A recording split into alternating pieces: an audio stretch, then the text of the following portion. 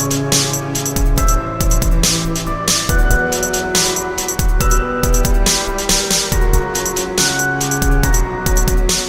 and welcome to this week's episode of Strange Pathways. I am your host, Scott Mort. First and foremost, I want to wish each and every one of you a happy new year. Man, I hope that it's a little bit easier on us than not just 2022, but really every year since 2019. Bless each and every one of you. Secondly, I'm going to struggle to get through this. I have got just a doozy. It's not massive, but I will call it a doozy.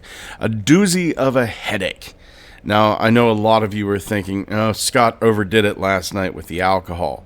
Not so. Not so. I had one Mike's Hard Lemonade. But what I overdid it with was, I hate to say it, the eating. I do have an eating problem. No two ways about it. And I think I just did a little too much last night, and I'm paying for it today. But a couple of aspirin, a little bit of a hot shower hitting my neck, and I think I'll do just fine.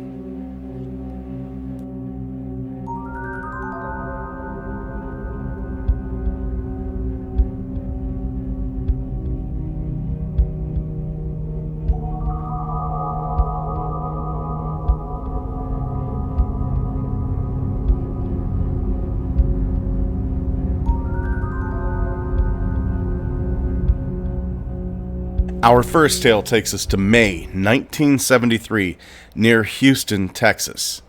It's nighttime, and this family of five, who has decided to remain anonymous, this family of five are traveling by car. It's just a beautiful, clear May night. Stars in the sky. And I'm sure every once in a while the driver may take a peek, but I'm sure those passengers are just kind of looking up, really enjoying this beautiful night sky, when one of them notices the blue light. This blue light, it starts to follow their vehicle. Then it starts to pace it. They're getting not so much worried as they are curious. They want to know what this is. They see a farm coming up, and they pull the car to the side of the road next to the farm. One of them gets out of the car, says to the other four, "Stay here." And she looks up into the night sky, focusing on that blue light. She gets back into the car, and she's not feeling well. She's got that nauseous bite in her stomach. And she feels like she could just drink 100 glasses of water. She's very thirsty. So very thirsty. They know that they have a relative nearby. And they decide, you know what? It's a little late, but our relative's a bit of a night owl. We're going to drive to their home. They make their way to that relative's home, but then the light appears again, and it drops. It descends very low over a field. Now they can see it a bit clearer. This object is round, and it has lighted windows. No longer curious, the witnesses are scared out of their minds. They become hysterical. And then the object shoots up into the sky like a bullet.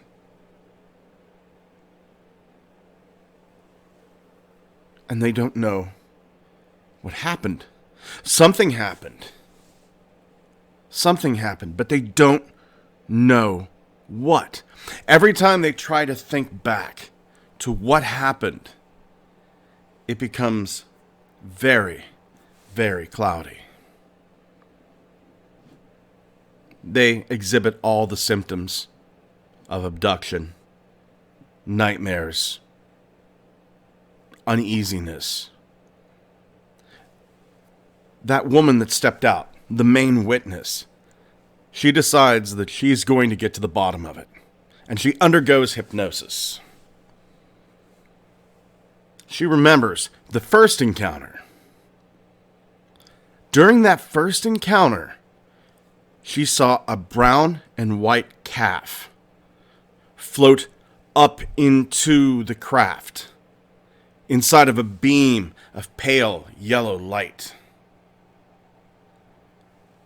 And then she and her daughter are transported inside of that object. The main witness looked on in absolute terror. There are two entities. They're gray. They have huge, black, wraparound eyes with vertical pupils. And they're wearing form-fitting black outfits. Scary in and of itself. But what they are doing to that calf, they are cutting out the calf's eyeballs, its tongue, and then its testicles. And then they drop that calf into the field, dead. The daughter begins to remember being taken into the object by several of the short entities. They moved mechanically, and they performed tests on her. Now, one of these beings, one of these entities, is taller. It has different eyes from the other. It seems to be female. She appears to be more compassionate towards the witness. Now, even though the daughter did not see this calf being vivisected, both of them, both the mother, the main witness, and the daughter, they see these animal parts in a room inside of this object. Keep in mind, this is 2 years before there was a massive outbreak of cattle mutilations. Between April and October of 1975, there were almost 200 cases of cattle mutilation just reported in the state of Colorado alone. That was the year that it kind of became nationally recognized. Something was going on. It got so bad that Colorado Senator Floyd Haskell went to the FBI and said, "You need to do something. You need to get involved." By 1979, there were thousands, not hundreds, thousands of reported cattle mutilations, millions of dollars in livestock losses. Then, and only then, did the FBI open up an investigation. And not just a complete investigation, but just a few cases that happened to take place on New Mexico's Indian lands.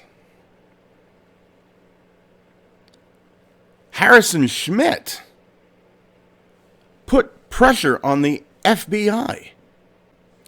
Harrison Schmitt, senator, PhD in geology, from Harvard. Oh yeah, walked on the moon. Apollo 17 astronaut. So, what do they And I'm using that they as a very wide and broad term. What do they want with the cattle? Is it a delicacy for them? If these entities, just like the Area 51 caller theorized, or not just theorized, said on the Art Bell show so many years ago, if these are entities that feed on terror and chaos and pain and fear, maybe they're doing this as just a quick snack. Maybe this is fast food to them. Maybe they're monitoring pollution and radiation through our food chain. And one cow would be the simplest way to do that.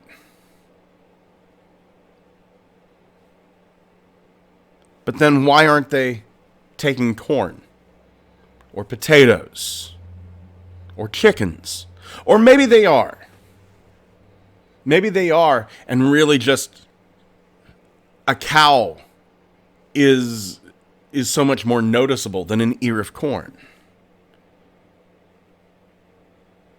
I can't get past the idea of whatever the cattle mutilation phenomena is. It seems to be tied with human food.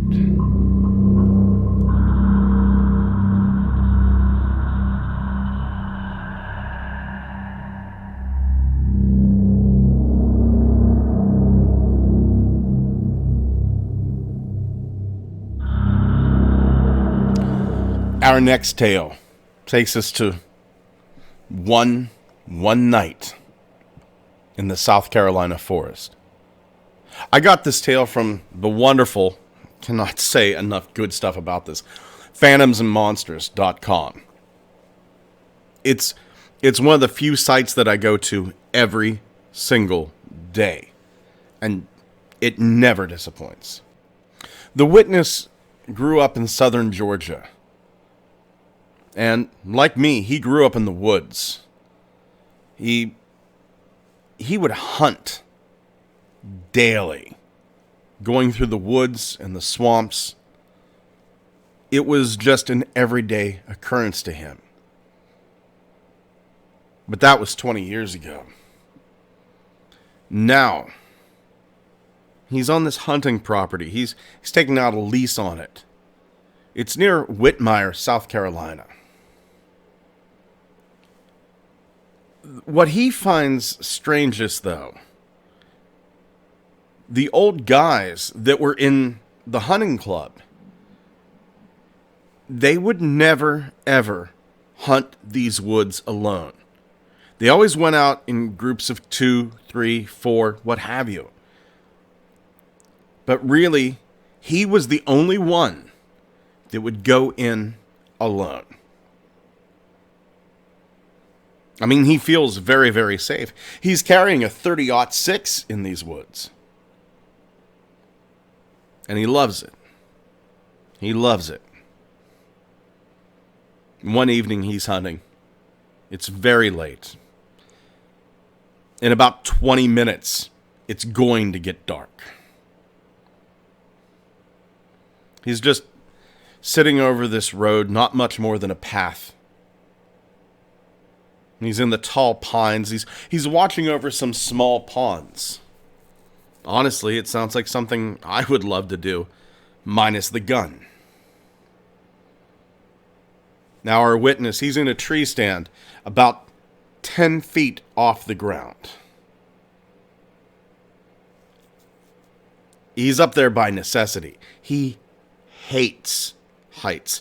Once again, like me. He's hearing the normal chitter of insects and tree frogs and and scurrying things and birds. But then it gets very, very quiet. He thinks there's got to be something around. He's thinking that it's going to be a buck.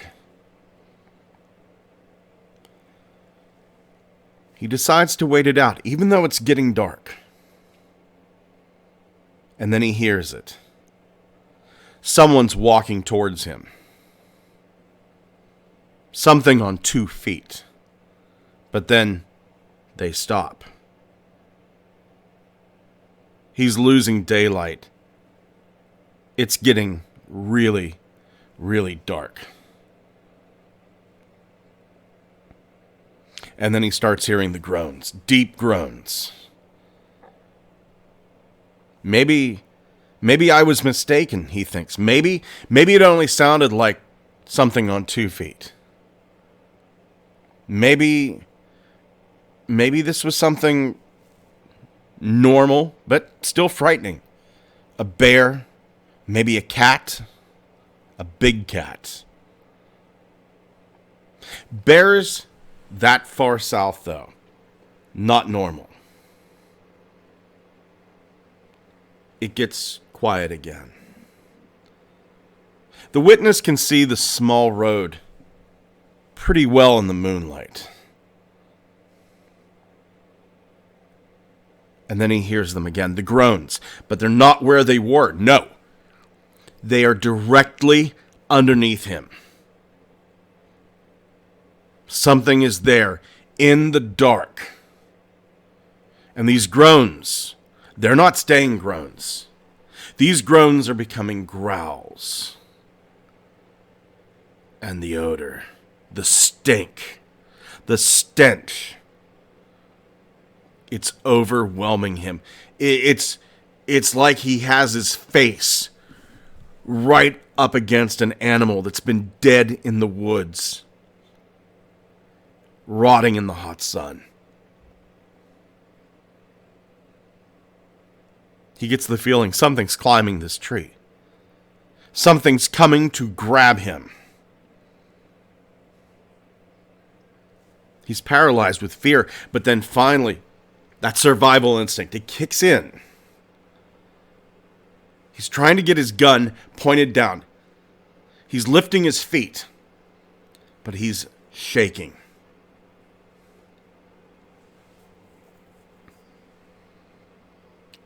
He hears heavy breathing, and he starts yelling down. He says, "If you're a club member trespassing, I don't care. Just identify yourself or I'm going to freaking start shooting."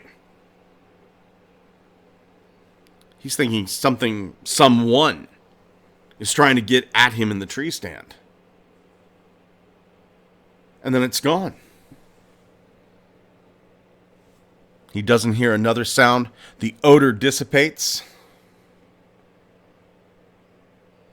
He decides to put his gun on his back and start climbing down that tree. He wants to get out of here. 1 step, 2 steps, 3 steps down the tree, and he smells it again. That odor hits his nostrils. Then he hears that groan.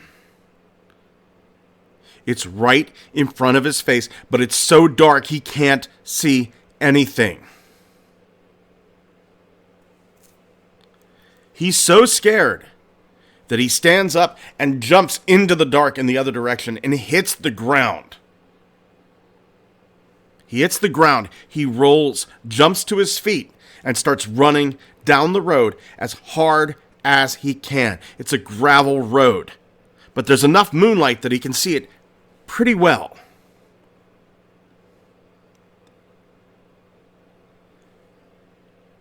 He was so scared, he forgets that his friend is at the bottom of the road in the small pines.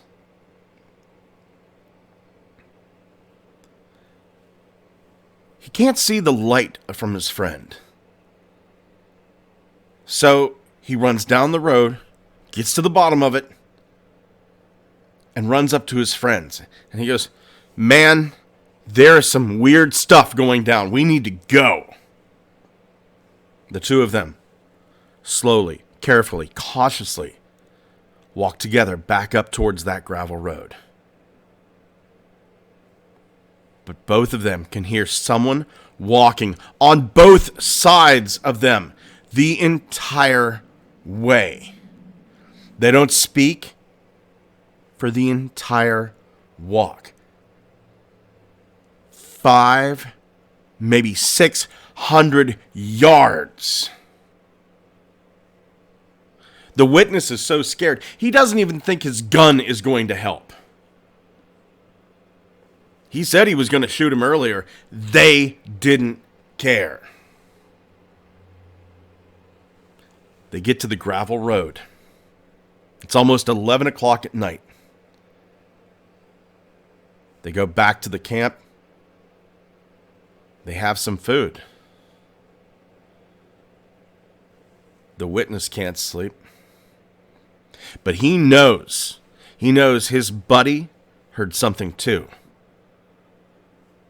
Because in the camp, he can hear his buddy rolling around all night.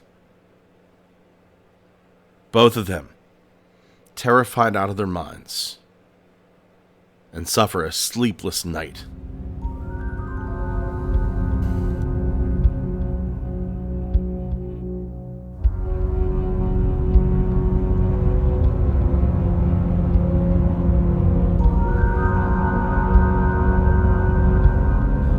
Our last tale is going to take us to July 8th or 9th, 1990, somewhere near Krosno-Odrzański, Poland.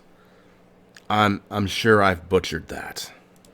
Our witness is named Ryszard P.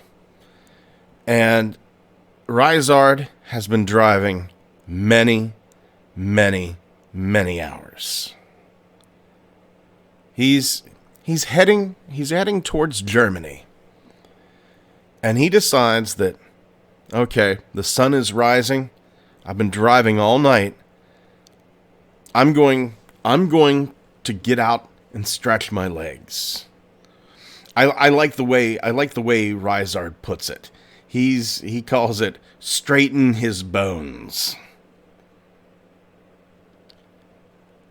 He stops the car by the side of the road. It's near a bridge under which the Bober River is flowing. As I said, it's 4 a.m. The sun is rising in the east, a light wind is blowing. Fog is visible just above the ground. Boy, the cases this week, they just sound great, don't they? Clear May nights, ponds in the woods, and now a beautiful sunrise. He heads to a nearby forest, just stretching his legs. He walks only about 30 meters. He goes past some dense bushes, and he hears a strange sound that he can't quite understand. He can't describe it, but it's definitely different from the sounds of the forest. He decides he wants to see if he can find out what it is. He walks towards where he heard the noise from, and he sees a UFO. Now, this UFO is shaped like an inverted bowl. It's gray, green in color. And in the lower part, there's a gap. Intense light is emitting from this gap. On the underside, the light's also visible, but it's not quite as intense as through the gap. Ryszard didn't notice any legs attached to the object. It's just kind of floating right on the border with the bank of the river. It's about 25 meters in diameter, about 5 meters high. And it has a smell. Isn't that kind of interesting? It has a smell. It smells like burnt chocolate. And then he sees them. I swear to you, and if you don't believe me, go look. Go look on the Facebook page for Strange Pathways. The entities he saw looked like the Among Us characters. They're kind of roaming around the object. There's a couple inside the object. All in all, there's about 15. He said they look like mummies. They're about 1.35 meters tall. And their legs are joined together. Now, the witness couldn't see the feet. Remember, there was a low-level fog. But they're dressed in these close-fitting uniforms the color of rotten peas. Their arms don't have any elbows, but they are flexible. They bend in different directions. The witness did see the hands, doesn't really remember the number of fingers. But he seems to think they were probably joined together except for the thumb. All of these entities' faces covered by a white colored plate looking like a welding mask.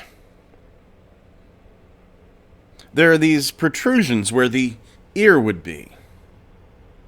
The head, no neck. It's just attached directly to the torso. And the torso resembles a stuffed sack in appearance. None of these beings seem to be communicating with each other. They just walked around, seeming as if they were doing some sort of research. They held these tube-like devices. They would touch a plant. It was almost as if they were taking measurements.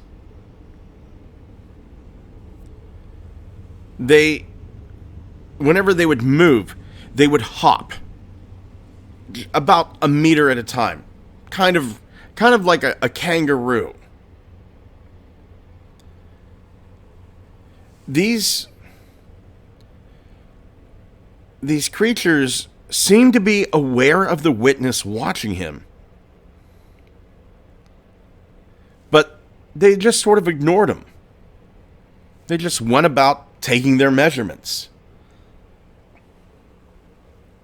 About a minute goes by. The witness coughs. And at that moment, loses consciousness. He wakes up about an hour later. Same place. Still standing on his feet. But these creatures, the craft, no longer visible. He's kind of shaken. He gets to his car as quickly as he can. And then just goes about his day. He goes to the German border. Afterwards, the only lingering effects, he had an aftertaste of burnt chocolate throughout the day. Several nights, he had trouble sleeping. But wouldn't you?